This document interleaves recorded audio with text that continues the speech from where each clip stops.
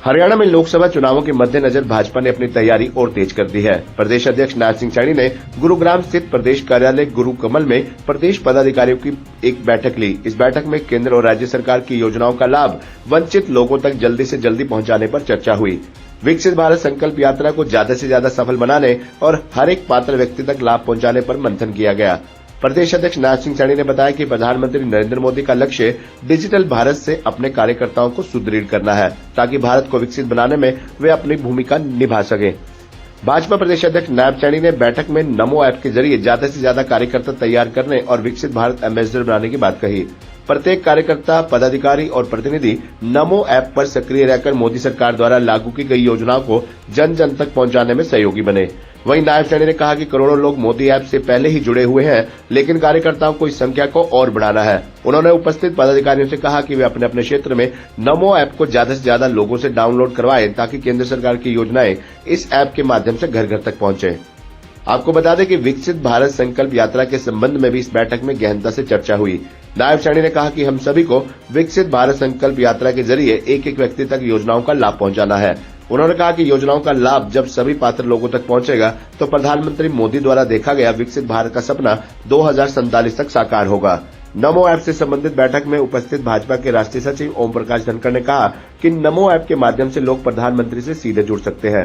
उन्होंने कहा कि यह प्रधानमंत्री का ऑफिशियल ऐप है, जिसके जरिए वे छात्र, किसानों, गरीब महिलाओं व आम जनता से सीधे बात करते हैं। इतना ही नहीं, नमो ऐप के माध्यम से लोग प्रधानमंत्री को सुझाव भी भेज सकते हैं। नमो ऐप और विश्वकर्मा से दो योजनाओं के लिए पार्टी की प्रदेश स्तरीय बैठक थी कि नमो ऐप पर विकसित भारत के एम्बेसडर बनाने हैं, अधिक से अधिक लोग विकसित भारत का संकल्प लेकर चलें और उसके साथ साथ जो विश्वकर्मा समाज के लोग हैं उनको सरकार की योजनाओं का लाभ मिले, उसका एक अलग से अभियान चलता है। बस दो चीज़ों की बैठक। संगठन में बदलाव के ऊपर भी चर्चा रही? नहीं, वो इतनी बड़ी बैठकों में नहीं होती। छोटा राहुल गांधी एक बार यात्रा निकाल गए, भारत न्याय यात्रा, इसके ऊपर क्या कहेंगे सर? जरा उन्होंने पहले एक यात्रा निकाली थी, भारत जोड़ो यात्रा, तो उनको ध्यान में आ गया भारत जुड़ा हुआ है और सदियों से जुड़ा हुआ है, इसलिए उनको जोड़ने के लिए जाने की जरूरत नहीं थी। इसी तरह से न्याय, उसका वो कौन सा अर्थ लेकर चले हैं, उनको न्याय अपने लिए चाहिए या किसके लिए चाहिए, उनके दिमाग में क्या है। जब उसकी यात्रा शुरू होगी तो उनका न्याय का डायमेंशन क्या है, इसको समझने की कोशिश करेंगे।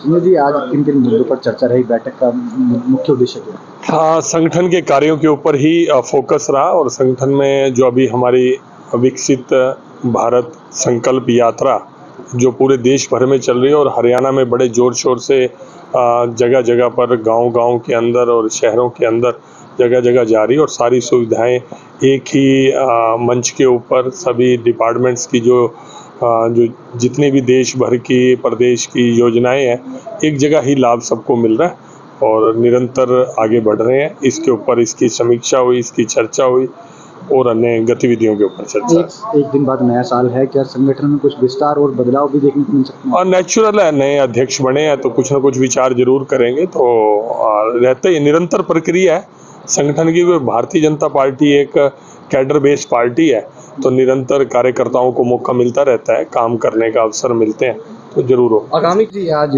बैठक क्या उद्देश्य क्या था, क्या कुछ चर्चा का विषय रहा?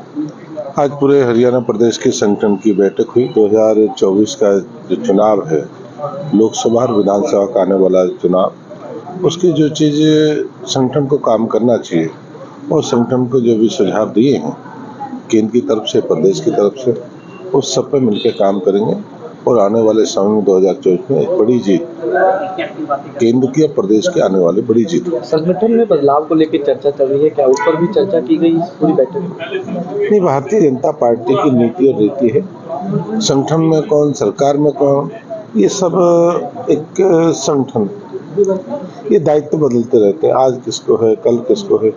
बापू बेटे की पार्टी तो है नहीं है, बेटा ही बनेगा, बेटा ही राज्यसभा बनेगा, ये तो संगठन की कौन प्रधान बन जाए, कौन मुख्यमंत्री बन जाए, कौन